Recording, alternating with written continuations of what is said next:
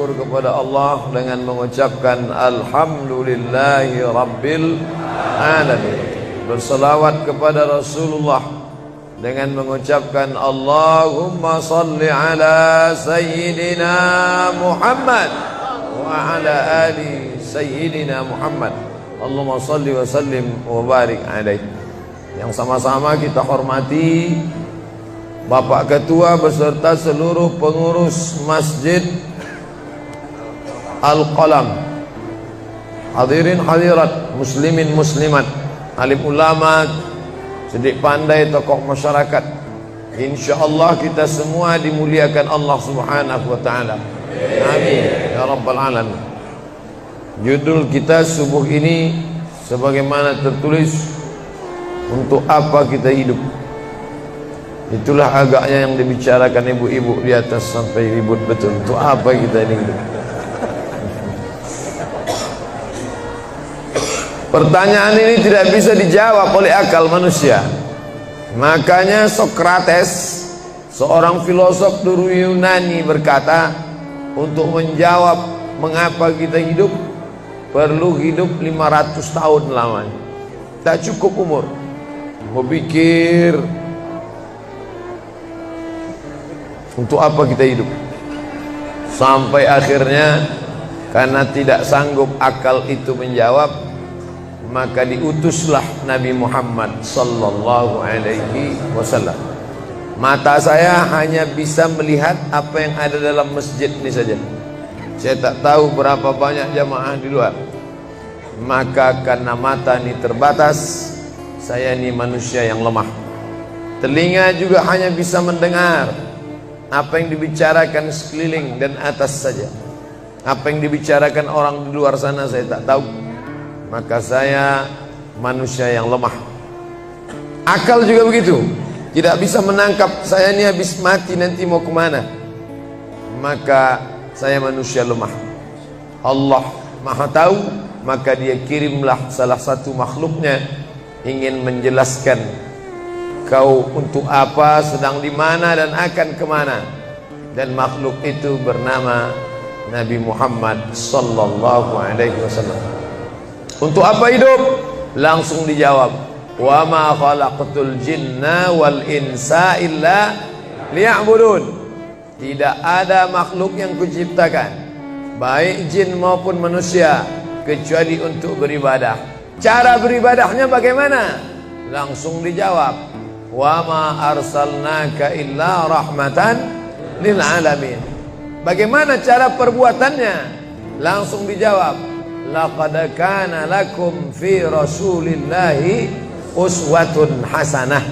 Maka Al-Quran itu menjawab pertanyaan-pertanyaan. Yas'alunaka 'anil mahid, mereka bertanya kepadamu tentang perempuan haid. Qul huwa adza, katakan itu kotor, tidak baik. Yas'alunaka 'anil yatama, mereka bertanya kepadamu tentang anak yatim. Yas'alunaka 'anil khamri wal maisir, mereka bertanya kepadamu tentang khamar dan judi. Yas'alunaka madza yunfiqun, mereka bertanya kepadamu apa yang mesti mereka sedekahkan. Yas'alunaka 'anil ruh, mereka bertanya kepadamu tentang ruh. Qulir ruhu min amri rabbi, katakan ruh urusan Allah Subhanahu wa taala. Wa ma utitum minal ilmi illa qalila, tidaklah kamu diberi pengetahuan tentang itu melainkan hanya sedikit saja. Jadi Al-Quran menjawab berbagai pertanyaan yang tak dapat dijawab oleh survei, tak dapat dijawab oleh lembaga penelitian riset. Dia menjawab apa yang tak bisa dijawab akal manusia. Pepatah Melayu berkata, kalau galah panjang sejengkal, jangan laut hendak diduga. Galah artinya bambu. Orang kalau naik rakit bambu mesti ditanamkan ke dalam sungai. Kalau panjangnya cuma sejengkal, jangan laut hendak diduga. Itulah orang yang terlalu memaksakan akalnya, akhirnya ngomong sendiri dan senyum sendiri. Akhir puncak daripada akal adalah ngomong sendiri, senyum sendiri. Angkot lewat pun dia senyum. Na'udzubillah.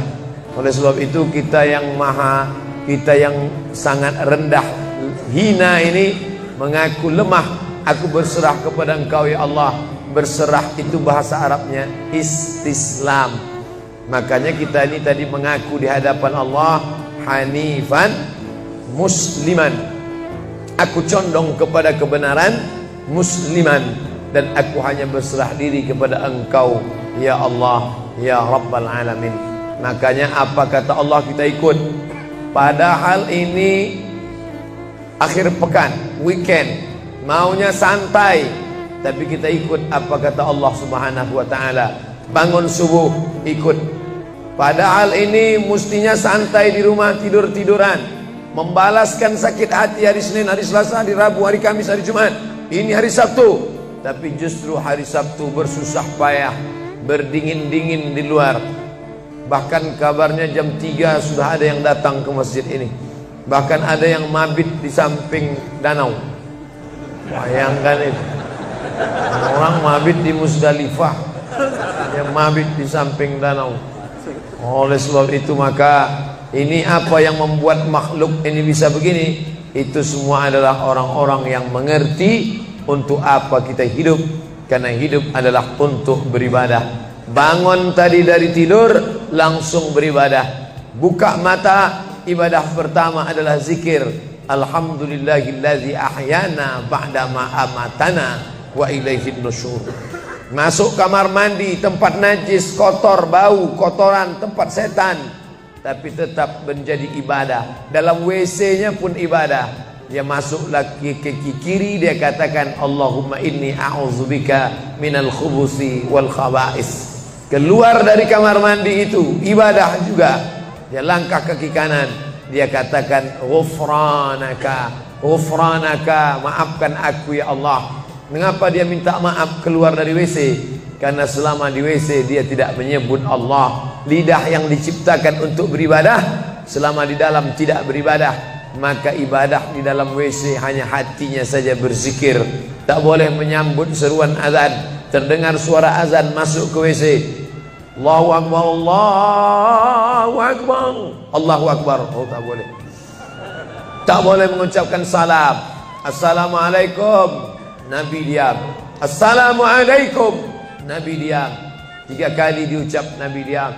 Selesai keluar dari toilet, WC, barulah Nabi menjawab Waalaikumsalam warahmatullah.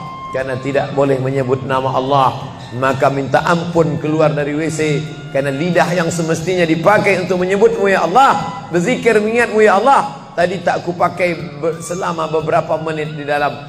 Maka dia katakan ghufranaka. Lalu kemudian melihat wajah di cermin, mana tahu ada kotoran di mata. Jangan sampai kita berjumpa sama orang di masjid, orang senyum, kita senyum, yang disenyumkan orang kita. Maka lihat dulu baik-baik. Maka ketika melihat wajah, dia pun menjadi ibadah. Allahumma kama hassanta khalqi fahassin khuluqi. Sebagaimana kalau kau sudah perbaiki bentuk ciptaanku ini menjadi sempurna, maka perbaikilah akhlakku ya Allah. Lalu setelah itu berangkat dari rumah menuju masjid, beribadah juga. Bismillahi tawakkaltu ala Allah, la haula wala quwata illa billah. Setiap langkah kaki ke Masjid Al-Qalam ini bernilai 1 langkah menghapus dosa. Langkah kedua mengangkat derajat. Langkah ketiga menghapus dosa. Langkah keempat mengangkat derajat.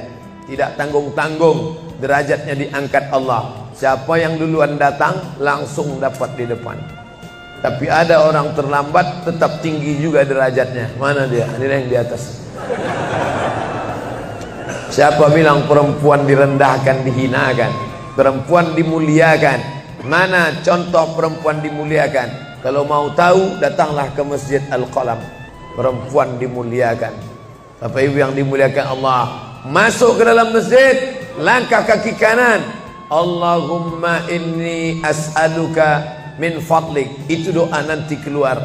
Tapi ketika akan masuk, apa doanya? Allahumma ya Allah, iftahli, bukakan untukku abwaaba rahmatik, pintu rahmatmu, bernilai ibadah. Duduk berzikir, jangan ngobrol, jangan cerita. Foto Pak Ustaz, sikit-sikit boleh. Lalu kemudian selama itu tertulis tadi di atas, Itulah hebatnya masuk ke Masjid Al-Qalam, tidak hanya mendengar ceramah dapat pengajian. Ketika saya masuk tadi, dengar suara azan, ada tulisan hadis riwayat Al-Bukhari.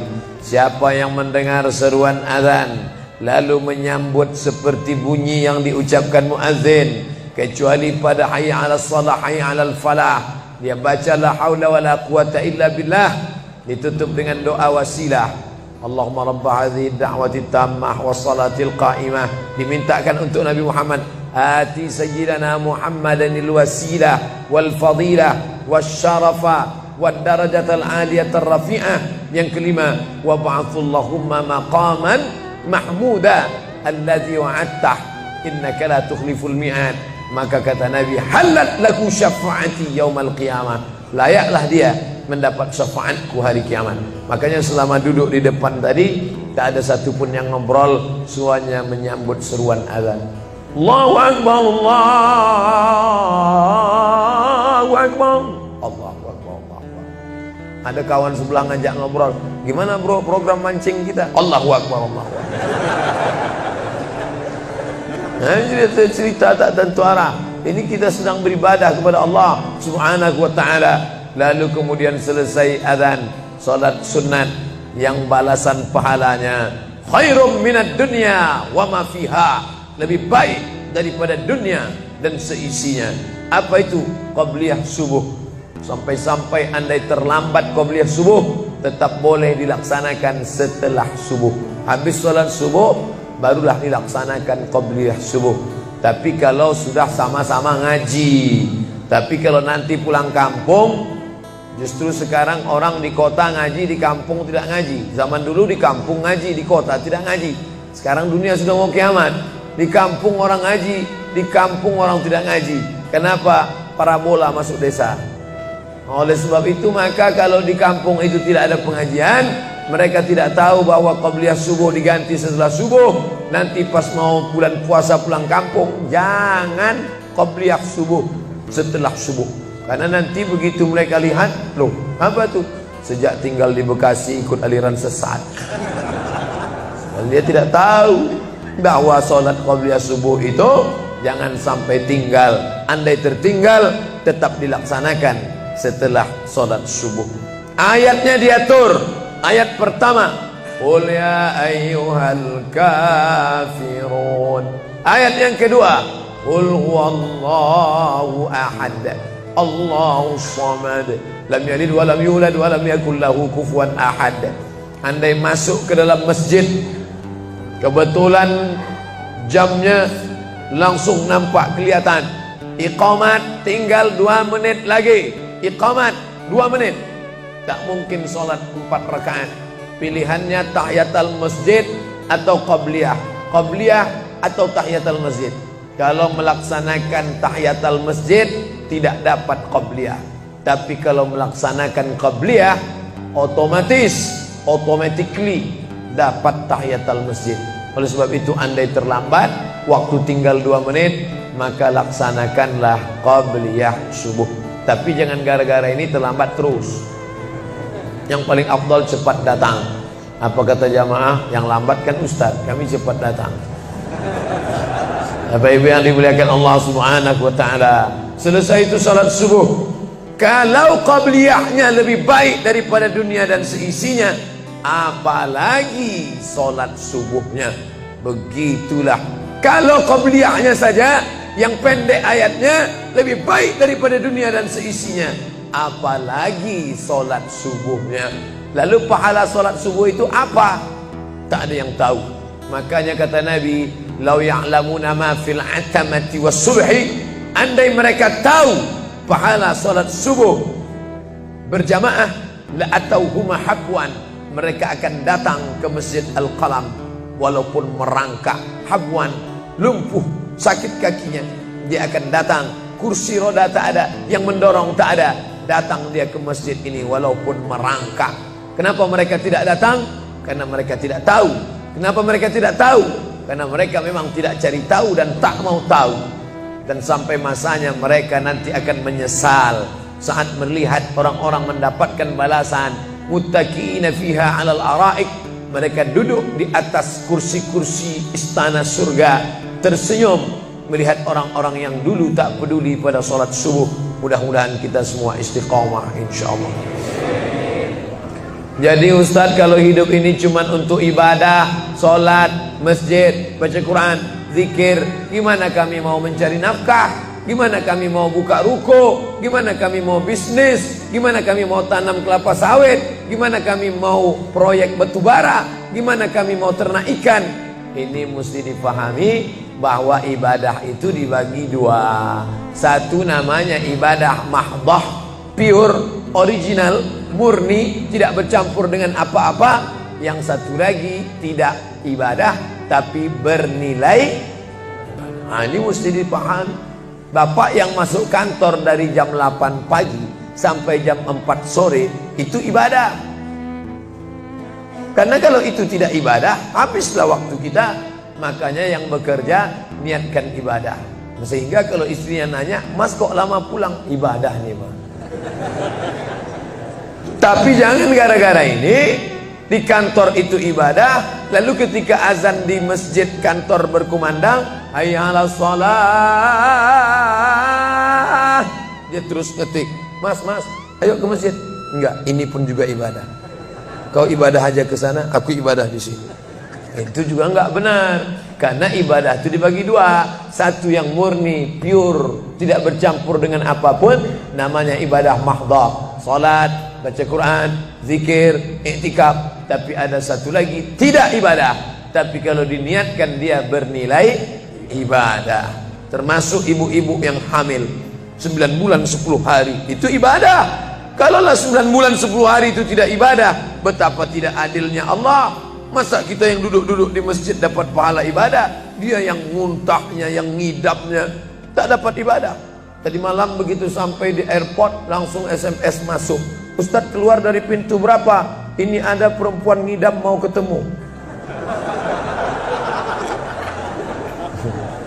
Saya keluar dari pintu 4, kami sudah standby di pintu 4.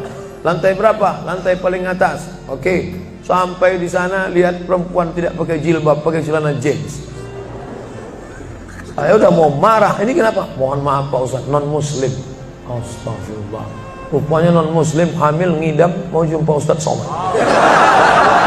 Mudah-mudahan anaknya jadi anak solid.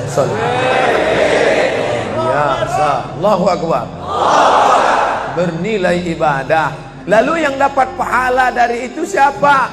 Dari mana ibu-ibu hamil muda itu tahu saya? Kenal saya di mana? Padahal dia dari Jawa, saya dari Sumatera. Ternyata ada orang beribadah yang tidak kita sangka ibadah. Tidak ada rukun, tidak ada syarat, tidak ada wajib, tidak ada sunat, tidak ada makruh, tidak ada mubah. Apa ibadahnya? Ya ini, merekam ceramah ini.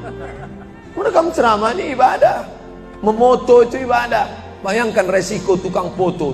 Saya sampai sekarang tukang foto itu resikonya nanti setelah tua matanya gini.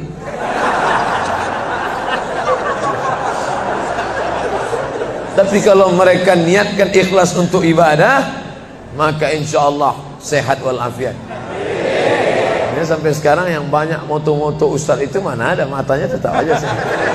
Kenapa? Karena diniatkannya untuk ibadah. Hidup ini kalau berniat ibadah tidak ada capeknya, tidak ada lelahnya. Kenapa? Karena mengharapkan balasan dari Allah. Ilahi anta maksudi waridhaka matlubi. Yang kumaksud hanya Engkau ya Allah, dan ridhamu lah yang kucari. Suatu ketika saya sampai di sebuah kabupaten kota, saya tanya ke Pak Bupati, "Pak, ya, kenapa Bapak buat pengajian untuk PNS hari Kamis pagi? Pagi Kamis buat pengajian tabligh akbar. Apa manfaatnya menurut Bapak sebagai pimpinan daerah?" Ternyata Ustadz Somad, kami sudah coba formula macam-macam untuk PNS ini. Pertama kami undang motivator dari Jakarta. Akhirnya di gedung hotel dengan biaya mahal. Lalu kemudian dengan infocus, suara menggelegar. Semangat, semangat, semangat. Keluar dari situ lesu. Motivatornya pulang, pegawai letoy. Akhirnya kami buat undang tentara dengan bapak polisi, baris berbaris, siap, siap. Pak polisi pulang, gak siap lagi. Ternyata yang disentuh paling mantap bukan fisiknya, bukan matanya, bukan pakai infocus, bukan pakai suara menggelegar, tapi yang disentuh adalah hati. Dan satu yang bisa menyentuh hati itu adalah agama. Itulah makanya ibu bapak coba nanti kalau mau buat praktek, buat satu kotak, buat satu lagi kotak, ada 2 kotak. Kotak ini buat voucher namanya sumbangan. Kotak ini buat juga voucher tulisannya sodakoh. Lihat mana yang paling banyak diambil umat Islam, sumbangan apa sodakoh? Sodakoh, padahal nilainya sama. Sumbangan 100.000, sodakoh 100.000. Bapak ibu silakan ambil untuk anak yatim fakir miskin kita. Pasti voucher yang paling banyak diambil adalah sodakoh. Kenapa? Karena mereka menganggap sumbangan tak ada pahalanya, karena bukan bahasa Arab. Apa dia? Sumbangan. Enggak ada dalam Quran. Ya ayyuhallazina amanu, sumbangan. Yang ada adalah sedekah. Innamas shadaqatu lil fuqara wal masakin wal 'amilina 'alaiha wal mu'allafati qulubuhum wa fir riqab wal gharimin wa fi sabilillah wa ibnis sabil. Itulah mengapa yang disentuh itu bukan nalar otaknya, tapi yang disentuh itu adalah hatinya. Ala fil jasadi mudghah. Ketahuilah dalam jasad itu ada segumpal. Idza salahat salahal jasadu kulluh. Kalau yang segumpal itu baik, maka yang lain ikut menjadi baik. Wa idza fasadat fasadal jasadu kulluh. Kalau yang segumpal itu rusak, jahat, kotor, hitam, gelap, maka yang lain ikut menjadi rusak. Ala wahyal qalb, hati. Jagalah hati. Itu yang selalu dipesankan Ustadz kita Agib, jagalah hati. Dan kau teruslah. Bapak Ibu yang dimuliakan Allah, salah satu yang merusak manusia sekuler, membagi 2. Di masjid ibadah, di kantor tidak ibadah, fatal. Di masjid dianggap ibadah. Jangan heran kalau ada orang di masjid khusyuk, takut nengok ke atas, melihat hanya tempat sujud saja. Allahu Akbar, tidak mau lihat ke atas. Kenapa? Dia khusyuk. Tapi di kantor dia lebih setan daripada setan. Kenapa? Berasal dari pemahaman yang salah. Karena dia sudah bagi 2. Di masjid ibadah, di kantor tidak ibadah. Bahkan yang lebih fatal, yang kotor-kotor di kantor bisa dibersihkan di masjid. Kotor. Akhirnya untuk membersihkannya pergi dia ke masjid. Laundry yang paling besar Masjidil Haram. Sampai di sana nangis di pintu Ka'bah. Ya Allah, dah selesai bersih. Enak aja. Bukan begitu ajaran Islam. Labbaik Allahumma labbaik, labbaik Allahumma labbaik. Apa kata malaikat? La labbaik wala sa'daik. Kau tidak dapat panggilan, kau tak dapat kebahagiaan, kau tak dapat haji mabrur, kau tak dapat surga. Zaduka haram, karena kau berangkat dengan uang haram. Oleh sebab itu pemahaman Islam mesti utuh. Semua adalah ibadah. Kalaulah gerak tidak ibadah, betapa menyakitkannya bapak-bapak polisi di jalan raya kena panas terik, padahal dia tidak ada penutup kepala di atas, berkeringat berpeluh. Mereka tetap merasakan itu sebagai ibadah. Tentara yang membela negara, angkatan laut di perbatasan sana, datang kapal-kapal perompak dari Thailand ingin mengambil ikan kita, tenggelamkan. Itu kalau tidak nilai ibadah, dia takut. Jangan-jangan sebelum kita tenggelamkan, kita duluan ditembaknya tenggelam. Maka itu mesti ada nilai ibadah di dalamnya. Itulah yang membangkitkan semangat jihad. Jamaah bertanya, Ustadz kemarin dari Jambi, terus kemudian terbang ke Miri, besok baru pulang ke Pekanbaru. Apa Ustadz? Saya lihat Ustadz dari tadi mengantuk saja. Iyalah, sampai tadi malam ke hotel jam 12, baru tidur jam 1 karena ada yang mau ditulis. Jam 3.30 sudah bangun ceramah. Tapi begitu berjumpa dengan jamaah orang ramai, bangkit semangat. Habis ceramah ini tanya jawab, semangat lagi. Habis itu baru lesu. Dan tidurnya itu pun ibadah. Bayangkan tidurnya itu ibadah. Itulah mengapa banyak orang pengajian sambil oh, ustadz menyindir ya? Tidak. Saya termasuk ustadz yang tidak pandai menyindir. Saya termasuk ustadz kalau dipesan request untuk menyindir, saya tidak pandai. Kenapa? Karena saya pernah menyindir orang. Ustadz, tolong ustadz sindirkan. Ini ada jamaah yang sudah sedekah tapi mengambil uangnya kembali. Siapa yang bersedekah mengambil uangnya kembali? Kal kalbil ladzi ya'udu ila qaihi, sama seperti anjing yang menjilat muntahnya kembali. Selesai pengajian, mohon maaf Pak Ustaz, yang disindir nggak datang. Oleh sebab itu tak ada gunanya sindir menyindir. Kalau mau to the point, mana orangnya face to face, langsung saja tembak 12 pas, gol. Bapak Ibu yang dimuliakan Allah, maka mesti dipahami dengan benar. Di Masjidil Haram ibadah, di rumah pun kau ibadah. Istri yang dari mulai pagi memasakkan suami, dibantu oleh pembantu membuatkan minuman, membesarkan anak, menyusukan anak 2 tahun lamanya, melahirkan, meregang nyawa ibu melahirkan anak, ibadah. Makanya kalau dia meninggal dunia saat melahirkan, matinya mati syahid. Saking senangnya suaminya mendapatkan seorang istri yang syahid, tak menangis dia. Begitu tegarnya bapak, tidak meneteskan air mata. Tidak Pak Ustaz, aku melepas seorang syahid, 3 syahid lagi siap menanti. Peace, damai.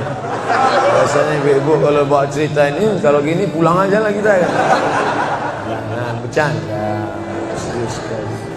Nah, tapi yang saya katakan tadi itu semuanya ibadah badan. Melangkah dari rumah, ibadah badan. Membukakan mata, ibadah badan. Mendengar ceramah, ibadah badan. Membaca Quran, ibadah badan. Berzikir, likulli sulama minkum sadaqah. Setiap tulang-tulang sendi ada sedekahnya. Subhanallah, subhanallah, subhanallah, subhanallah, subhanallah, subhanallah. Itu ibadah badan.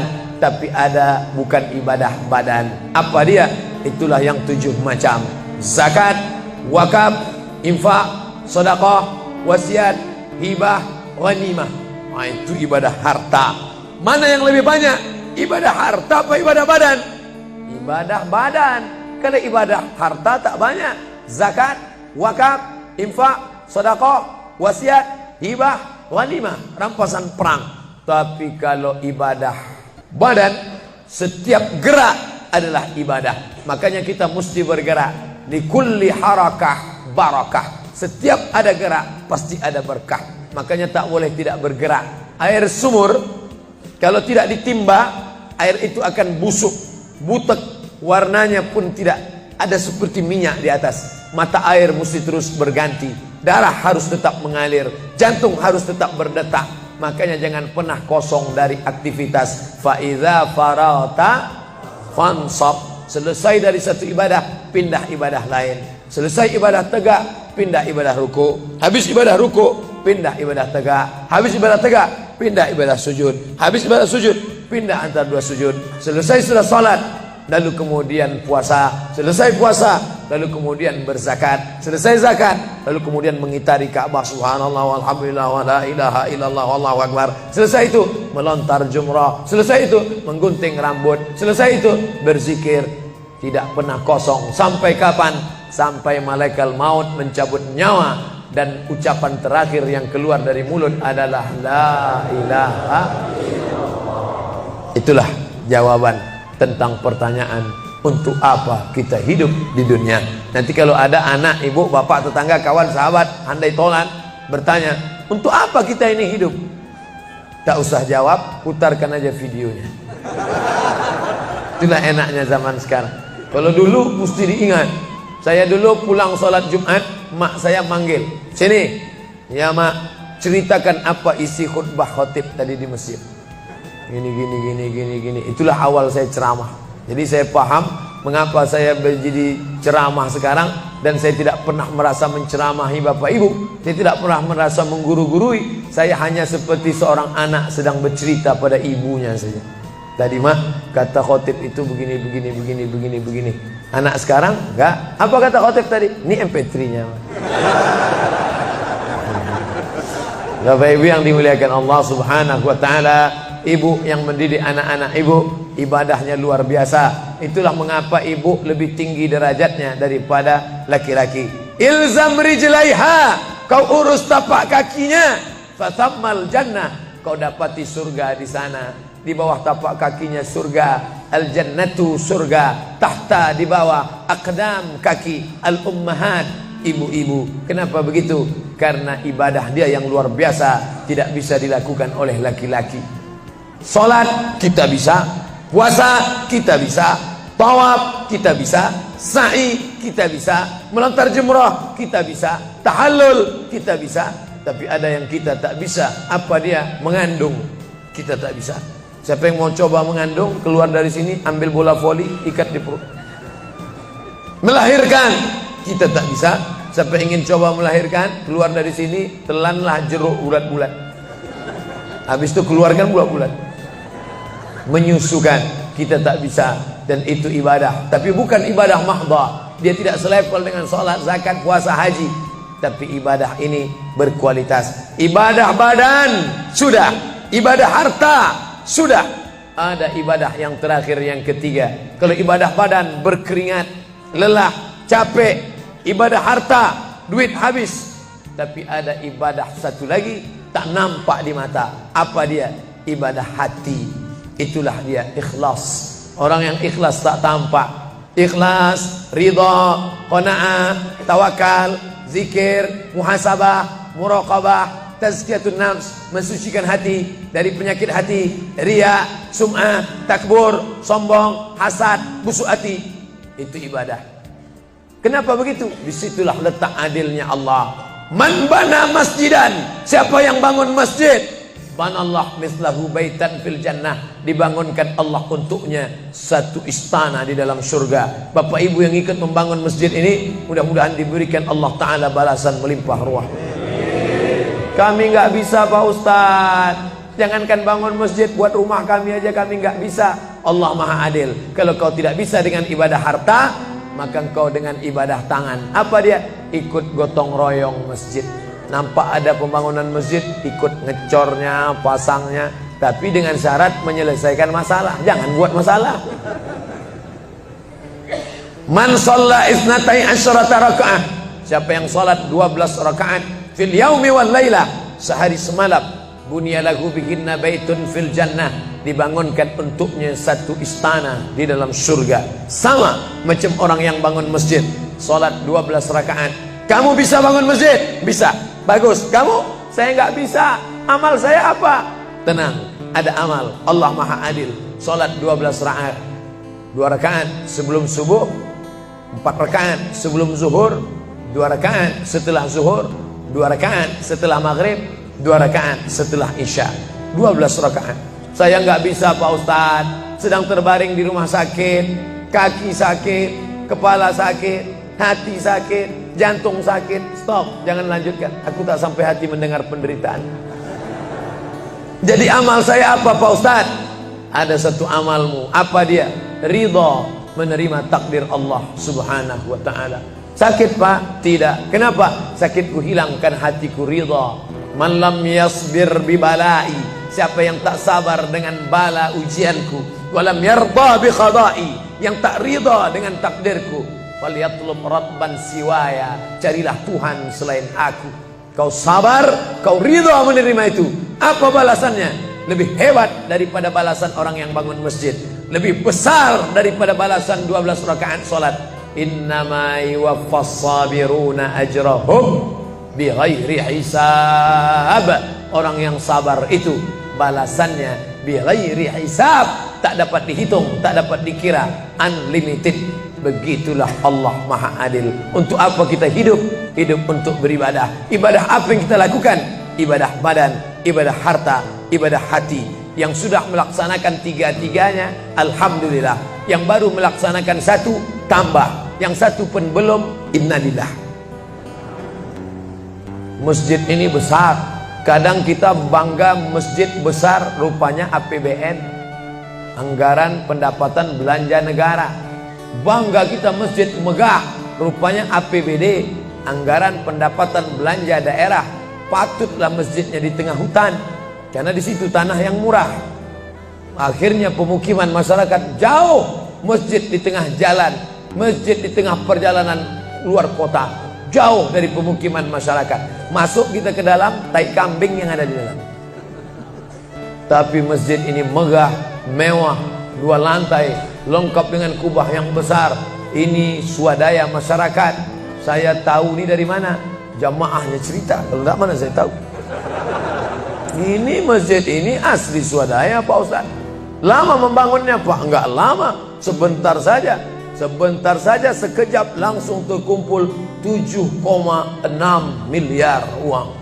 7,6 M. Itu kalau dibelikan cendol berenang gitu. Bayangkan itu.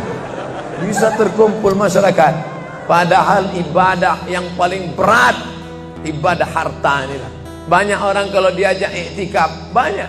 Ayo kita iktikaf, ramai. Ayo kita zikir ke Az-Zikra, ramai.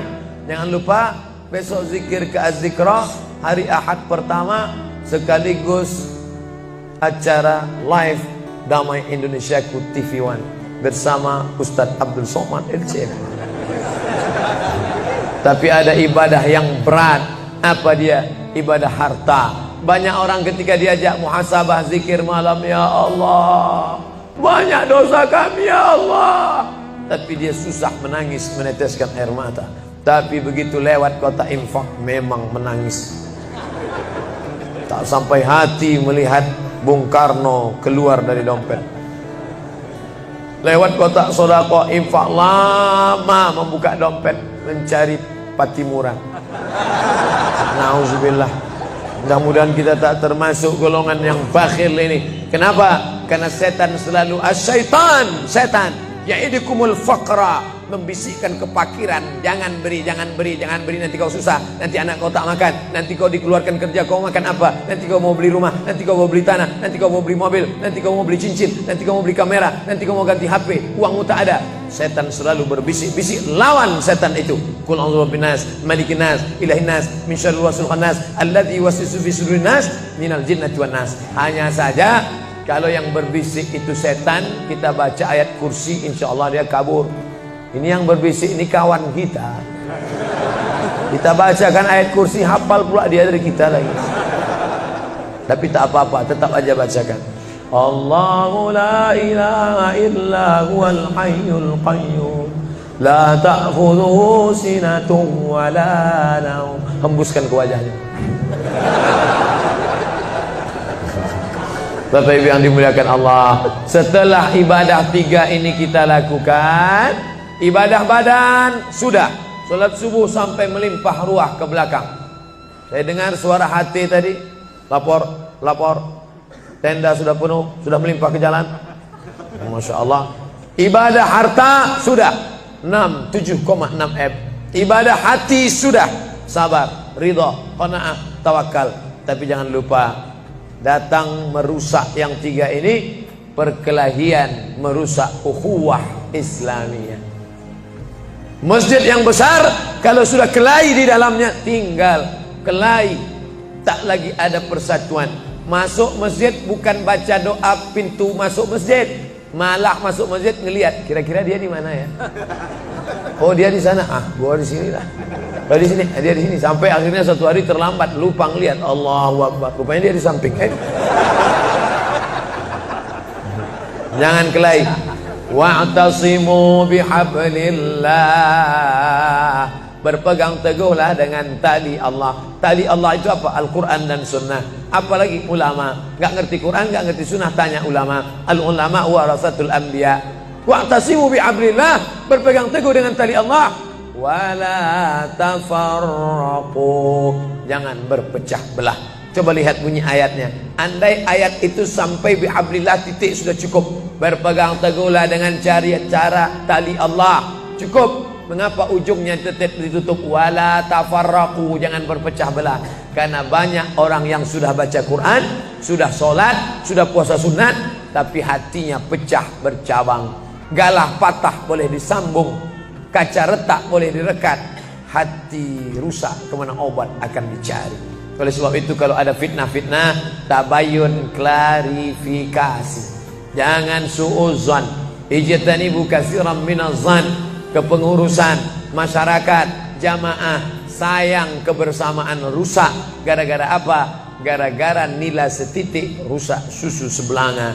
Gara-gara api di dalam sekam, ada kulit padi bertimbun, di dalamnya itu ada setitik api. Tiba-tiba api menyala, akhirnya semua menjadi abu, dan abu dihembus angin, tak berkesan sama sekali. Hilang 3 ibadah. Ibadah badan hilang, ibadah harta hilang, ibadah hati hilang. Gara-gara apa? Berkelahi. Ingat, setan tak pernah berhenti. Inna syaitan, setan ya'isa an ya'budahul musallun. Setan kalau sudah melihat orang sholat, dia tidak lagi goda mereka untuk menyembah, sembahlah aku, sembahlah aku, sembahlah aku, sembahlah aku. Tidak. Tapi apa yang dia lakukan? Walakin fit tahrish, menanamkan permusuhan ke dalam hati orang yang sholat. Maka jaga ini. Jangan kita bertengkar gara-gara masalah khilafiyah. Saya kalau jadi imam di masjid dekat rumah saya jadi imam, saya baca kunut.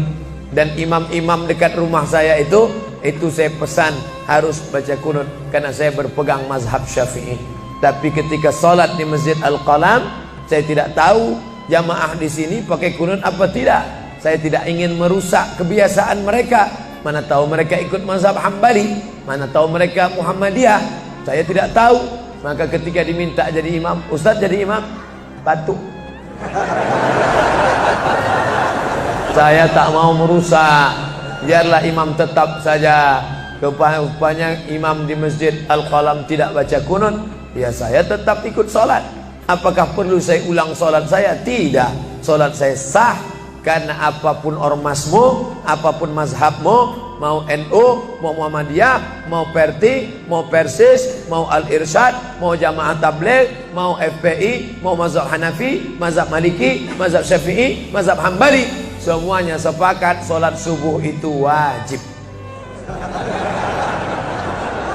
Jadi yang wajib aja kita laksanakan. Adapun perbedaan teknisnya, yang satu pakai usolli, yang satu nggak pakai usolli, yang satu ngangkat tangannya ke telinga, yang satu ngangkat tangannya ke bahu, yang satu bismillahnya jahar, yang satu bismillahnya sir, yang satu ayatnya panjang, yang satu ayatnya pendek, yang satu pas mau turun sujud tangan duluan, yang satu lutut duluan, yang satu duduknya tapak kakinya duduk di tapak kaki kiri, yang satu duduknya langsung pantatnya ke lantai, yang satu telunjuknya ngangkat sekali, yang satu berkali-kali.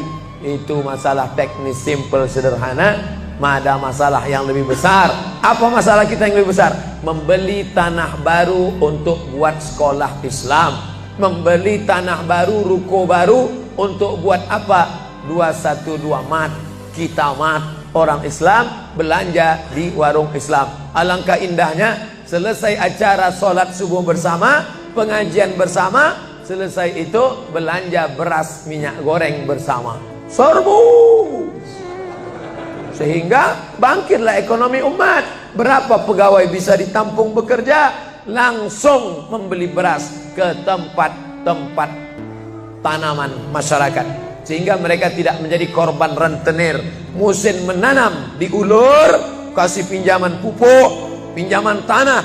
Masa musim panen ditarik, mereka menjadi korban rentenir lintah darat. Disedot darah mereka sampai kering dan mati. Kita selamatkan dengan apa? Dengan market. Masjid punya market. Saya beberapa kali meresmikan market punya masjid di Masjid Raya Batam, Masjid Agung Batam. Itu di bawahnya ada super mini market untuk menjamaah. Kemarin pulang dari Pulau Bintan, itu juga meresmikan di Dumai. Begitu juga. Nah, ini 212 Mart. Terserah namanya apa. Ada 212 Mart, ada namanya Kita Mart, atau bisa juga buat Somart. Nah, bisa juga. Bapak Ibu yang dimuliakan Allah Subhanahu wa taala, maka visi misi kita ke depan, jauh melihat ke depan. Kami harus punya pusat perbelanjaan komunitas muslim, kami harus punya komplek perumahan muslim. Nah, ini semua yang akan menyelamatkan kita. Kalau sudah begitu, maka mengertilah untuk apa kita hidup. Dan setelah itu kita pun mati dalam keadaan tenang. Baru anak kita bisa berkata, mari kita antar jenazah almarhum Abdul Somad menuju tempat peristirahatan terakhir. Karena memang benar-benar istirahat. Tapi berapa banyak orang tidak istirahat, karena amal badan tak ada, amal harta tak ada, amal hati tak ada. Tak pernah memikirkan masjid, tak pernah memikirkan umat, tak pernah memikirkan belanja umat, tak pernah memikirkan pendidikan anak-anak umat. Akhirnya mati yang layak untuk dia. Mari kita antar dia menuju azab pertama, akan menyusul azab-azab berikutnya. Na'udzubillah.